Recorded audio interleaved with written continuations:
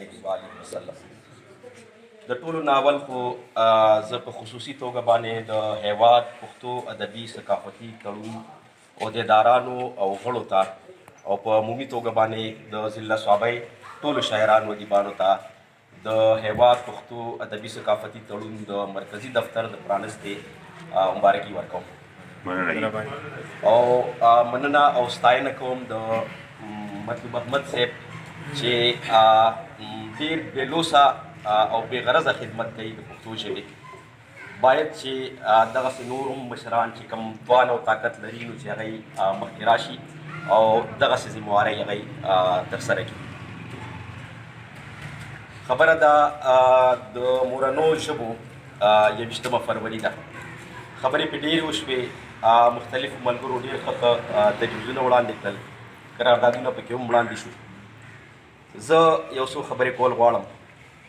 څنګه چې روخان صاحب وویل نو پښتو نه ختمیږي او نه روکېږي، ځکه تاسو د دې یو څو خبرو نه اندازه وکئ چې د پښتو په مقابله کې نورې ټولې ژبې چې تاسو واخلئ، که اردو ده، که هندکو ده، که سرایکي ده، که فارسي ده، که پنجابي ده، نو بیا یې موازنه وکئ پښتو سره. نو زما په خیال په دې پښتو کې چې څومره شاعران، ادیبان، لیکوالان دي، نو زما نشي خیال چې په نورو ژبو کې داسې دومره ډېر وي. او یو خاص مهم روان دی په دغه حواله باندې. دې کې یو شی دی چې معیار ته به کتل غواړي، خو په فلحال موږ هغه معیار یو طرف ته کېږو. نو که مقدار ته وګورو نو ورځ تر ورځه الله دې نور هم ډېر کړي او شاعران، ادیبان روان دي چې ډېرېږي. بله یو خبره زه دا هم کوم، هغه هم د دې روخان یوسفزي صاحب د خبرو په دغه کې په تناظر کې چې که موږ وګورو نو یا که د مشرانو نه تپوس پوښتنې وکړو یا تاریخ وګورو، نو تاسو ته به اندازه وشي چې د نن نه 80 او یا 80 کاله وړاندې موږ دا د راځو په خپله ژبه باندې فخر کوو. موږ د پښتو خدمت نه کوو، بلکې موږ که څه یو، که موږ کم شناخت لرو، په دوه کسو کې پېژنګلو لرو، دغه زموږ د دې مورنۍ ژبې برکت دی. نو ځکه یې لرو.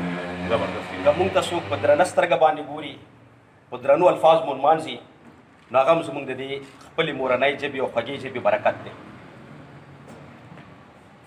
د څنګه چې پښتو نه ختمیږي او نه روکېږي، خو یو به د معیار خیال پکې ساتل غواړي. بله دا ده چې د حکومت نه او د اقتدار د خاوندانو نه ګیلې په خپل ځای باندې، خو کم از کم کم څیزونه چې زمونږ ستاسو په دسترس کې دي، باید چې هغې باندې مونږ قدم واخلو او هغه څیزونه مونږ وکړو. زه یو څو تجویزونه تاسو له درکول غواړم. د بده مرغه د لیکلو د لوستلو تر حده چې بیا پښتو راځي، نو هغه شاعرانو ادیبانو ته پاتې ده. نو ما وختي هم ذکر وکړو چې شاعران ادیبان په دې ژبه کې د نورو ژبو په نسبت باندې ډېر زیات دي. نو دغه شاعران ادیبان د دوی دا پښتو ادب او شاعري د دوی روزګار نه دی. هرومرو هر سړی یو روزګار سره تړلی دی. نو که په مونږ تاسو کې کم خلک کاروباریان دي، نو کم از کم دا خو کولی شو چې مونږ خپل ساین بورډز د انګریزي او اردو نه پښتو ته راوګرځو.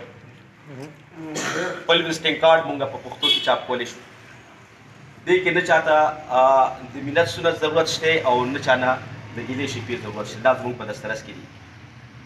بله یو ډېره ښه خبره دا ده چې زه چې ګورم په پښتو ژبه کې چې کوم شاعران ادیبان دي، نو زما په خیال هغې کې نیم داسې دي چې هغوی درس و تدریس سره تړلي خلک دي، که په سکولونو کې دی، که کالجونو کې دی، که په یونیورسټیو کې دی. دی ډېر کار کولی شي. ځینې ملګري موږ ته معلوم دي چې هغوی ډېر کار کړی دی او لګیا دي، کوي هم. نو دا بقایا ملګري دي هم د هغوی په نقش قدم باندې قدم کېږدي، ځکه چې د استاذ کې چې ځای وي، نو د شاګردانو دپاره استادان د هغوی آیډیل وي، هغوی ترېنه اثر اخلي. نو که زه فرض کا درس و تدریس سره تړلی نه یم، نو زما خبره په ماشوم باندې دومره اثر نه لري څومره چې د هغه خپل استاذ په هغه ماشوم باندې اثر لري. نو دغه استادان کولی شي په خصوصي توګه کم زموږ ملګري چې کوم په پرایمري سکولونو کې استادان دي، هغوی د کالج او د یونیورسټي د استادانو نه ډېر کار کولی شي. دغه ابتدایي وخت وي، دغه د زده کړې وخت وي، نو یو دی دغه کولی شي، نو باید چې وکړي او په دغه باندې نور هم زور راوړي. بله خبره دا ده چې شاعران ادیبانو له پکار دي. زه په دې اوسني موجوده محفل کې چې هم ګورم نو زما په خیال سل په سل چې کم دي نو دا ټول لیک سره تړلي خلک دي، لیکوال دي، لیکونکي دي.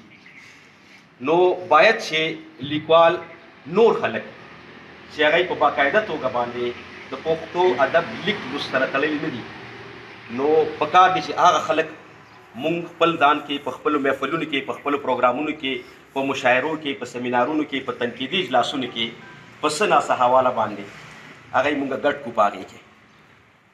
هغه مونږ داسې کوی شو مثال په طور نن دلته په مرغوس کې پروګرام نو که یو ملګری د لاهور نه راغلی دی، د صوابۍ نه، د پنجپیر نه، د شاه منصور نه، د کم کلي نه، نو مونږ ټول د دې ادبي خلکو نه او د دې ملګرو نه علاوه هم د ژوند په نورو ډګرونو باندې ملګرتیاګانې لرو. نو که زه فرض که ځان سره یو دوه ملګري راولم چې د هغوی ادب سره نیغ په نیغه تعلق ني، د هغوی به ډېر خاص سر واخلي دلته نه. دا به مونږ په دې طریقه باندې اوس هم شکر دی پښتو دې ځای ته راورسېده. ما وختي چې کومه خبره کوله چې د نن نه شپېته او یا اتیا کاله مخکې چې تاسو معلومات وکئ